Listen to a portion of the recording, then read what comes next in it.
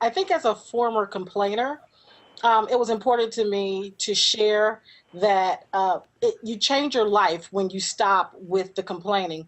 Emotional Nudity is my brand, and the reason it was launched in the first place was simply to get women to find an authentic path, a path to authentic happiness, authentic joy.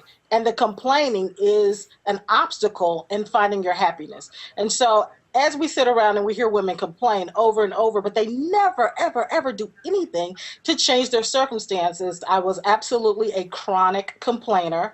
And I found out one day, number one, nobody wants to hear it all the time.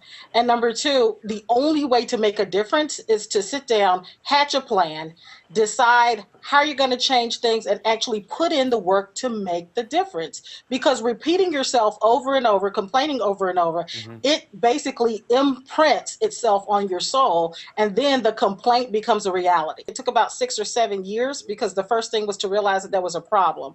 The way that I realized it, because nobody's going to ever say to you, you complain too much.